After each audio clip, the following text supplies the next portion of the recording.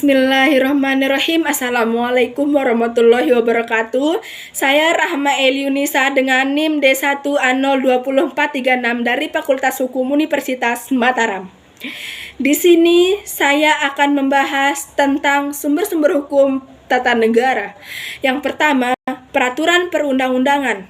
Selain sumber hukum, peraturan perundang-undangan juga memiliki arti formil dan arti material. Undang-undang dalam arti formil artinya sebuah peraturan yang dibuat dan dibahas oleh DPR dan Presiden. Sedangkan undang-undang dalam arti material artinya setiap peraturan yang isinya bersifat mengatur disebut undang-undang.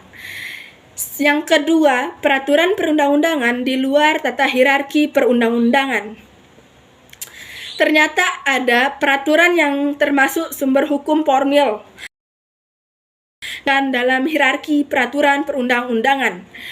Jenis peraturan perundang-undangan mencakup peraturan yang ditetapkan oleh Majelis Permusyawaratan Rakyat, Dewan Perwakilan Rakyat, Dewan Perwakilan Daerah, Mahkamah Agung, Mahkamah Konstitusi, Badan Pemeriksa Keuangan, atau komisi yang setingkat yang dibentuk dengan undang-undang atau pemerintah atas perintah undang-undang, Dewan Perwakilan Rakyat,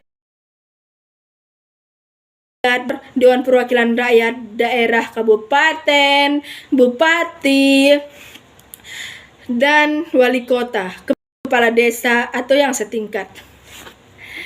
Ada juga jenis peraturan yang berupa kanun, perdasi, perdasus, dan peraturan desa.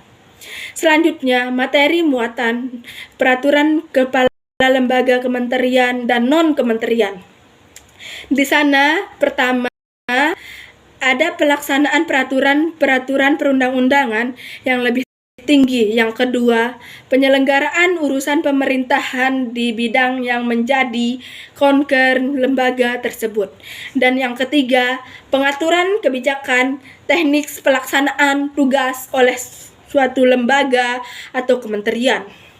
Selanjutnya, terhadap peraturan yang dibuat oleh suatu lembaga, contohnya peraturan Mahkamah Agung atau yang biasa disebut Perma, maka berlakunya hanya di lembaga tersebut. Isinya pun hanya mengatur mengenai kewenangan Mahkamah Agung, tidak boleh mengatur tentang lembaga lain. Selanjutnya, kanun sebagai bentuk kekhususan bagi masyarakat Aceh melalui Undang-Undang Nomor 11 Tahun 2006, mereka diberikan kewenangan untuk membentuk kanun yang bersumber pada nilai-nilai agama yang ada di Aceh. Kanun ini disamakan dengan peraturan daerah, tapi di samping itu landasan peraturan kanun harus berdasarkan syariat Islam. Memang menjadi kekhususan Aceh yang berbeda dengan daerah lainnya yang ada di Indonesia. Selanjutnya, kanun berlaku di tingkat provinsi dan tingkat kabupaten atau kota. Kanun Aceh dibuat oleh DPR Aceh dan gubernur. Kanun kabupaten atau kota dibuat oleh DPR dan bupati atau wali kota. Selanjutnya, perdasus.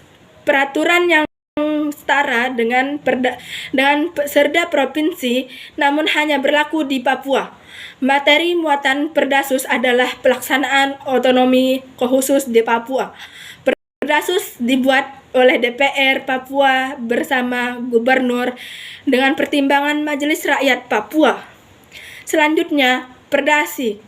Peraturan daerah yang setara dengan perda provinsi yang hanya berlaku di Papua. Materi muatan lebih ke penyelenggaraan pemerintahan. Perdasi dibuat oleh DPR Papua bersama dengan gubernur. Selanjutnya, peraturan desa dan peraturan kepala desa. Peraturan desa dibuat oleh DPD bersama dengan kepala desa. Peraturan kepala desa memuat pelaksanaan peraturan dari pelaksanaan desa atau semua pelaksanaan peraturan yang lebih tinggi. Mekanisme pengujian peraturan di luar hierarki perundang-undangan. Seluruh peraturan tersebut dapat diuji oleh keseluruhan tersebut. Ada di bawah undang-undang, maka pengujian dapat dilakukan di Mahkamah Agung.